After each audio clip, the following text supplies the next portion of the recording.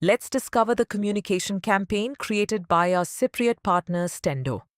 Imagined and created by young people themselves, this campaign represents the first major milestone of the INDICA project, which stands for Inclusion, Diversity, and Active Citizenship.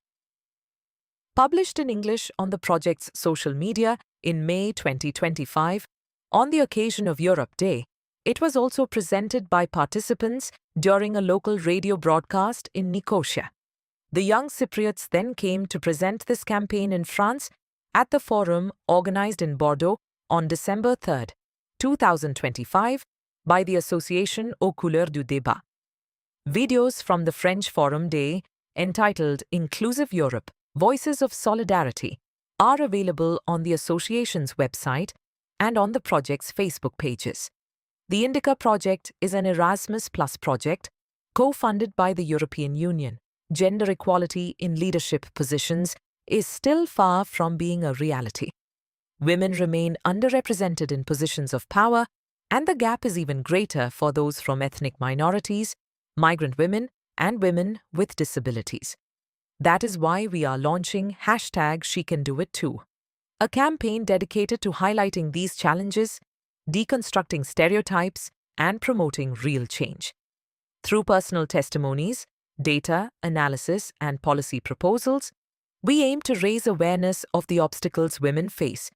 We also advocate for more inclusive leadership opportunities. In this campaign, we challenge beliefs and myths associated with women. Let's listen to the first myth we denounce. If women are underrepresented in leadership positions, then all women face the same barriers. This is false. In reality, not all women face the same obstacles. Migrant women, women from ethnic minorities, women with disabilities, and those from disadvantaged socioeconomic backgrounds face significant discrimination. In some sectors, their representation drops below 10% due to systemic barriers such as limited networks, inadequate policies, and societal bias.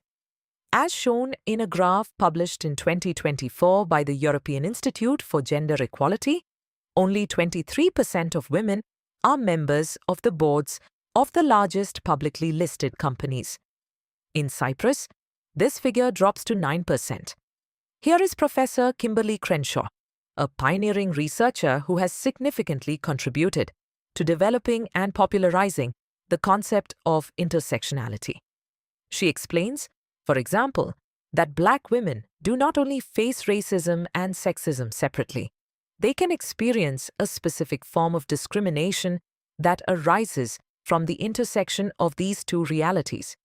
This intersection of discriminations creates what Kimberly Crenshaw calls a blind spot in how society understands and addresses injustice.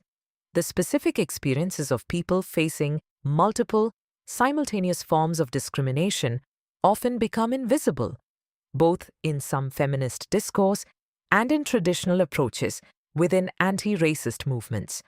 Let us now explore the term ableism. It refers to all forms of discrimination and social prejudice against people with disabilities.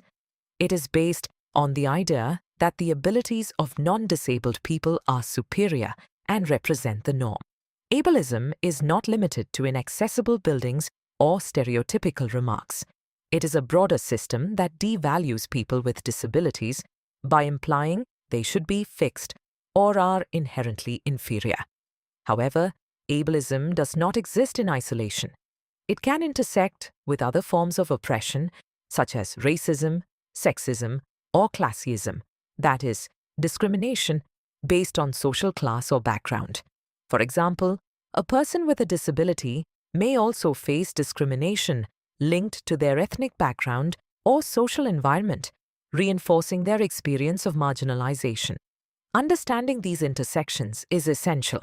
It allows us to better see how different aspects of identity, such as gender, disability, ethnic, or social background, can intersect and produce specific experiences of discrimination. Participants created a mind map around the word intersectionality.